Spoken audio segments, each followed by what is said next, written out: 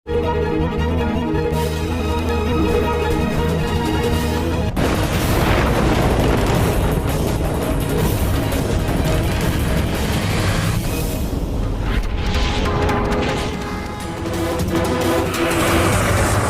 इन दिव्यास्त्रों की सबसे अधिक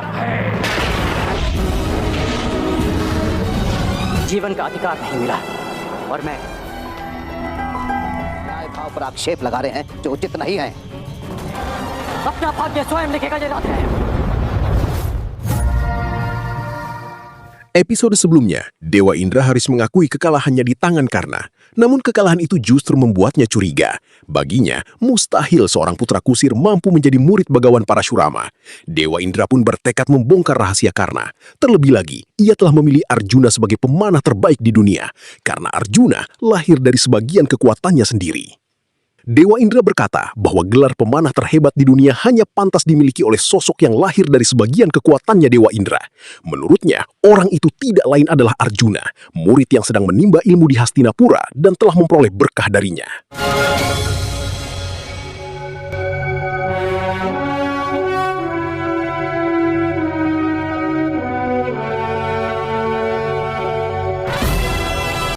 Sementara itu, karena dipenuhi rasa haru menjelang menerima ajaran terakhir dari gurunya, dalam hati ia berkata bahwa setelah bertahun-tahun berjuang, bertapa, dan menjalani berbagai ujian, hari yang selama ini dinantikannya akhirnya tiba. Impiannya untuk menjadi pemanah terhebat kini berada di depan mata. Namun di balik kebahagiaan itu, karena menyimpan rasa bersalah, ia mengakui dalam hati bahwa dirinya adalah Karna, putra Adirata dari Hastinapura. Demi memperoleh ilmu memanah dari Bagawan Parashurama, ia terpaksa menyembunyikan jati dirinya. Tak lama kemudian, Bagawan Parashurama memanggil Karna untuk menerima inisiasi terakhir. Beliau menjelaskan bahwa seluruh alam semesta diciptakan oleh Brahma, sehingga tidak ada kekuatan yang lebih dahsyat daripada kekuatannya. Karena itu, senjata-senjata ciptaan Brahma merupakan senjata paling sakti yang pernah ada, yaitu Brahmastra, Brahmashirastra, dan Brahmandastra. Sebelum menyerahkan ketiga senjata suci itu, Parashurama meminta Karna mengucapkan sebuah janji. Senjata-senjata tersebut hanya boleh digunakan dengan penuh tanggung jawab demi melindungi dunia, dan hanya ketika benar-benar tidak ada jalan lain yang tersisa. Dengan menjadikan Dewa Surya sebagai saksi, Karna pun mengucapkan sumpahnya.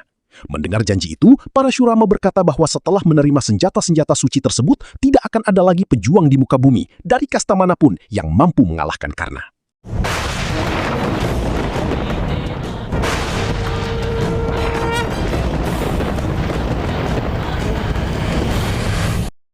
Parashurama kemudian memperlihatkan senjata pertama, yaitu Brahmastra. Beliau menjelaskan bahwa mulai saat itu, Brahmastra akan menyatu dengan diri Karna. Setelah itu, beliau memperlihatkan Brahmashirastra, senjata yang diciptakan Brahma dengan kekuatan 4 kali lebih dahsyat daripada Brahmastra.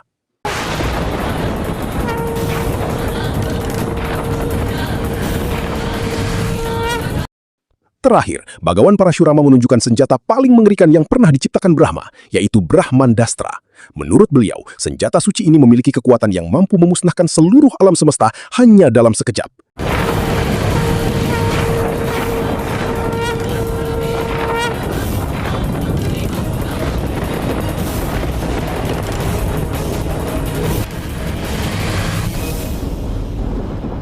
Dengan inisiasi itu, Karna akhirnya menerima ajaran tertinggi yang hanya diwariskan kepada murid yang benar-benar dianggap layak oleh Bagawan Parashurama.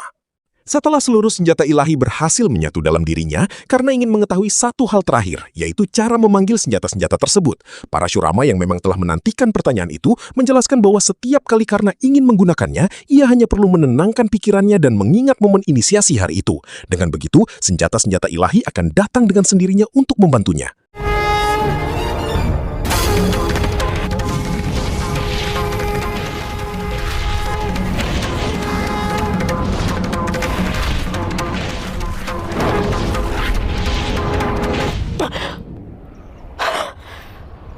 Setelah seluruh ilmunya diwariskan, Parashurama memandang Karna dengan penuh kebanggaan.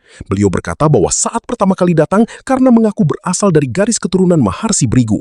Kini Maharsi Brigu dan seluruh kaum Brahmana pasti akan bangga kepadanya. Bahkan dirinya pun akan selalu bangga karena telah memperoleh murid yang dianggap sebagai putra Brahmana sejati.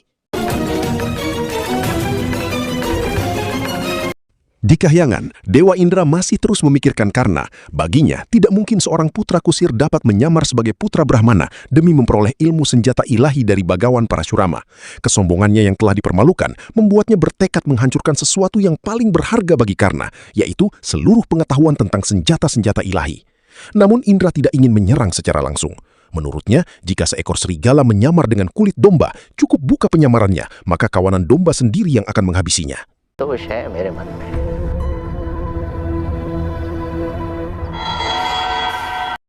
Di sisi lain, Karna tetap setia melayani gurunya yang sedang beristirahat di pangkuannya. Dalam suasana tenang itu, Parashurama kembali memberikan nasihat. Beliau berkata bahwa kutukan paling berat adalah ketika sebuah anugerah justru berubah menjadi kutukan bagi pemiliknya sendiri.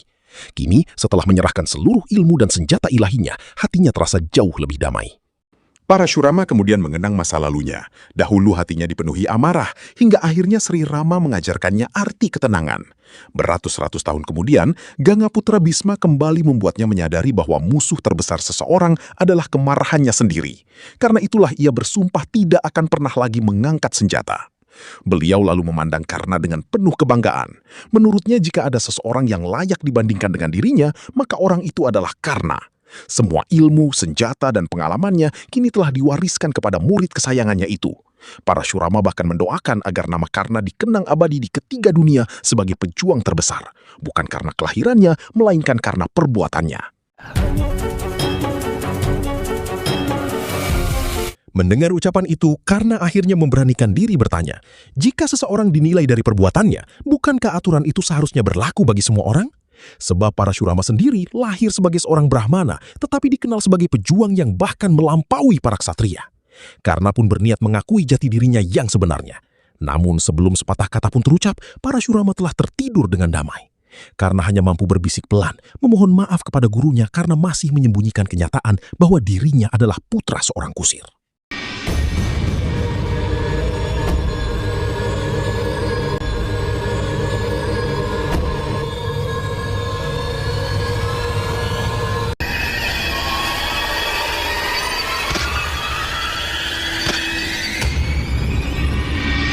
Seekor serangga masuk ke dalam pakaian Karna dan mulai menyengat tubuhnya tanpa henti. Sengatan itu menembus kulit hingga darah mengalir deras. Tetapi Karna sama sekali tidak bergerak. Ia rela menahan rasa sakit yang luar biasa demi memastikan gurunya tetap dapat beristirahat dengan tenang. Tak lama kemudian, Parashurama terbangun. Beliau langsung terkejut melihat kaki Karna dipenuhi darah akibat sengatan serangga. Sang guru heran mengapa Karna tidak menyingkirkan bahkan membunuh serangga tersebut. Dengan tenang Karna menjawab bahwa demi ketenangan tidur gurunya, ia sanggup menanggung penderitaan sebesar apapun. Mendengar jawaban itu, Parashurama semakin kagum. Pengorbanan sebesar itu mengingatkannya kepada Raja Shibi yang rela memotong daging dari tubuhnya sendiri demi menyelamatkan seekor burung merpati. Namun di balik kekaguman itu, muncul pula kecurigaan besar di hati sang guru. Parashurama mulai mempertanyakan jati diri Karna. Menurutnya, ketabahan luar biasa seperti itu bukanlah sifat seorang putra Brahmana. Dahulu saat Karna pertama kali datang meminta menjadi muridnya, pertanyaan itu pernah diajukan. Kini, setelah seluruh inisiasi selesai, beliau kembali mengulanginya. Dengan tatapan tajam, Parashurama bertanya sekali lagi, apakah kau benar-benar putra seorang Brahmana? Akhirnya Karna tidak lagi mampu menyembunyikan kebenaran. Dengan penuh penyesalan, ia mengakui bahwa dirinya bukan putra seorang Brahmana, melainkan Radeya Karna, putra kusir Adirata. Pengakuan itu membuat Parashurama murka. Beliau merasa telah dikhianati oleh murid yang selama ini diajarnya dengan sepenuh hati. Menurutnya, Karna telah memperoleh ilmu persenjataan melalui kebohongan dan menipu gurunya sendiri. Namun Karna dengan tenang menjelaskan bahwa ia tidak memiliki pilihan lain. Tidak ada seorang pun yang bersedia mengajarkan ilmu memanah kepada putra seorang kusir, termasuk Parashurama yang hanya menerima murid dari kalangan Brahmana. Karna lalu mengingatkan gurunya bahwa selama bertahun-tahun berguru, ia tidak pernah membangkang, tidak pernah melanggar perintah, dan selalu berhasil melewati setiap ujian yang diberikan. Meskipun demikian, Parasurama tetap berpendirian bahwa kebohongan tetaplah kebohongan. Menurutnya, ilmu yang diperoleh melalui penipuan adalah sebuah dosa besar. Karena itu, beliau menjatuhkan kutukan kepada Karna. Parasurama bersumpah bahwa pada saat Karna paling membutuhkan senjata-senjata ilahi yang telah dipelajarinya, saat itulah ia akan melupakan mantra untuk memanggilnya. Senjata-senjata tersebut tidak akan pernah datang membantunya ketika dibutuhkan. Itulah kutukan sang guru kepada murid yang paling dibanggakannya.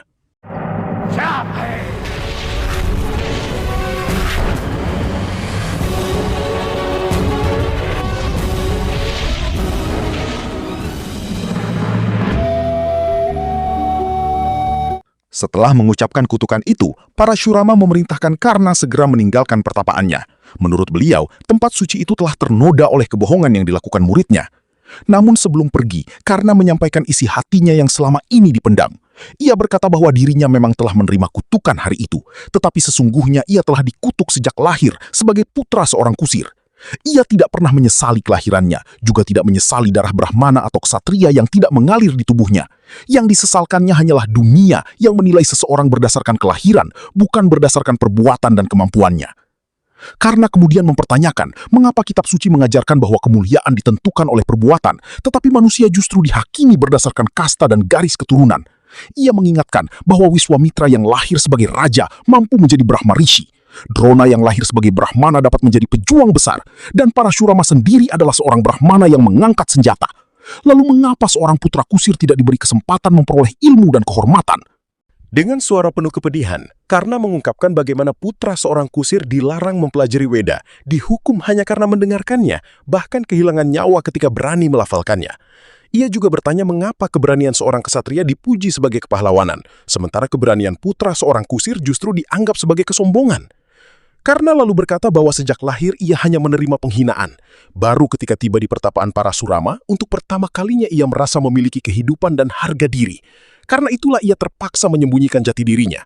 Namun ia menegaskan bahwa penghormatannya kepada guru, kesetiaannya terhadap ilmu, dan pengabdiannya selama berguru tidak pernah mengandung kebohongan sedikit pun. Pada akhirnya, Karna menerima kutukan itu dengan ikhlas. Meski demikian, ia berkata bahwa kutukan tersebut sesungguhnya diterima oleh seorang putra kusir yang hanya ingin hidup dengan kehormatan dan membangun jati dirinya. Mendengar semua penjelasan itu, hati Parasurama mulai luluh. Beliau mengakui bahwa kesalahan Karna memang karena tidak berkata jujur kepada gurunya. Namun beliau juga menyadari bahwa dirinya telah menjatuhkan kutukan sebelum mengetahui seluruh kebenaran tentang muridnya. Kutukan itu memang tidak dapat ditarik kembali. Meski begitu, Parasurama berjanji akan mengurangi akibatnya. Sebagai bentuk anugerah terakhir, beliau memberikan kepada Karna sebuah senjata ilahi yang sangat istimewa. Sebuah senjata yang akan menjadi pembeda antara Karna dan seluruh muridnya yang lain, meskipun kekuatannya masih berada di bawah Brahmastra.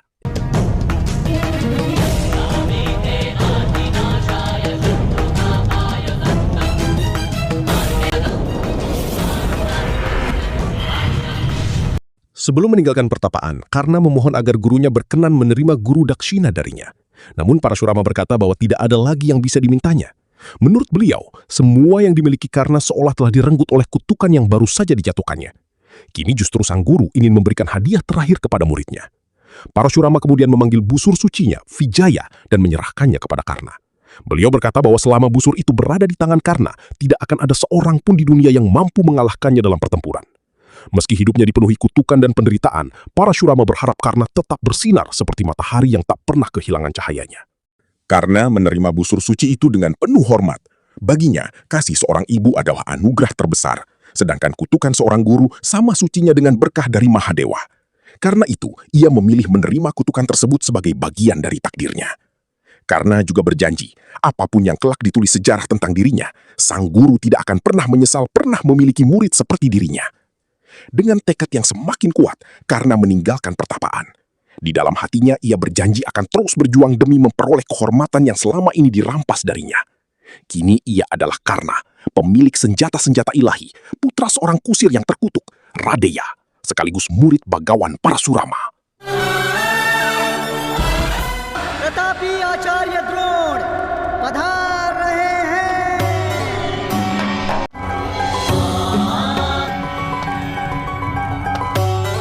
Bertahun-tahun kemudian, setelah menyelesaikan pendidikan seluruh pangeran Hastinapura, Acharya Drona datang menghadap Raja Dhritarashtra. Beliau melaporkan bahwa arena pertandingan telah siap dan seluruh pangeran telah bersiap memperlihatkan kemampuan mereka. Sebanyak 105 pangeran akan menunjukkan keahlian masing-masing di hadapan seluruh rakyat Hastinapura yang telah lama menantikan pertunjukan itu. Mendengar kabar tersebut, Raja Dhritarashtra merasa sangat bahagia. Menurutnya, baru kemarin para Kaurawa dan Pandawa masih bermain di halaman istana. Kini mereka telah tumbuh menjadi para ksatria yang siap membuktikan kemampuan mereka. Ia pun yakin selama Hastinapura memiliki Bhishma dan Drona sebagai penopangnya, kerajaan itu akan tetap berjaya. Namun di tengah suasana penuh harapan itu, Sangkuni kembali menjalankan siasatnya. Ia mengusulkan agar pertunjukan tersebut sekaligus dijadikan pertandingan untuk menentukan siapa yang paling layak diangkat sebagai Yuva Raja Hastinapura. Menurutnya, seorang negarawan yang cerdas mampu mencapai dua tujuan dalam satu kesempatan. Usulan itu langsung ditanggapi oleh Bhisma. Beliau mengingatkan bahwa persaingan seharusnya terjadi di antara musuh, bukan di antara saudara sendiri. Tujuan pertunjukan itu hanyalah untuk mengukur kemampuan para pangeran, bukan memilih pewaris tahta. Namun Sangkuni tidak menyerah. Ia mengingatkan Bhisma pada janji yang pernah diucapkannya, bahwa ketika seluruh pangeran telah tumbuh menjadi ksatria yang kuat dan berilmu, akan diadakan sebuah pertandingan untuk menentukan siapa yang paling layak memimpin Hastinapura. Usulan licik Sangkuni mulai mempengaruhi sidang kerajaan Hastinapura. Menurutnya, karena pendidikan para pangeran telah selesai, tidak ada lagi alasan untuk menunda penunjukan seorang Yuva Raja. Ia pun mengusulkan agar pertunjukan kemampuan para pangeran sekaligus dijadikan ajang untuk menentukan pewaris tahta. Namun Bhisma langsung menolak usulan itu. Menurutnya, pertandingan seharusnya menjadi sarana untuk menunjukkan kemampuan, bukan mengadu saudara demi memperebutkan kekuasaan. Widura pun mengingatkan bahwa 105 pangeran kelak harus menjaga Hastinapura bersama. Jika sejak awal mereka dipertentangkan demi takhta, benih permusuhan hanya akan semakin besar. Guru Drona juga menegaskan bahwa arena itu dibuat untuk menguji kemampuan para muridnya, bukan menjadi medan perebutan warisan kerajaan. Sangkuni tetap bersikeras. Ia mengatakan bahwa seorang ksatria tidak boleh takut menghadapi pertarungan, dan Hastinapura membutuhkan seorang pewaris yang benar-benar kuat. Setelah mempertimbangkan semuanya, Raja Dhritarashtra akhirnya menyetujui usulan tersebut, tetapi dengan satu syarat. Siapapun yang sampai menumpahkan darah lawannya akan langsung didiskualifikasi. Bhisma pun menerima keputusan itu dan berharap hanya pangeran terbaik yang akan keluar sebagai pemenang.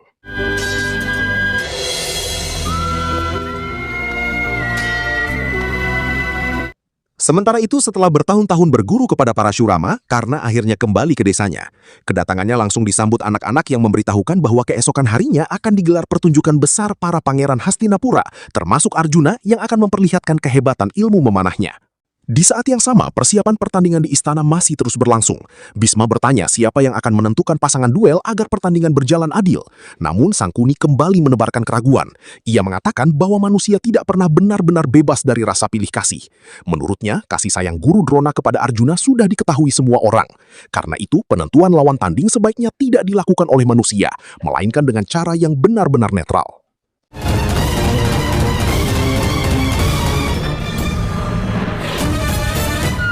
Kembali ke desa, Karna tanpa sengaja mendengar percakapan seorang anak dengan ayahnya.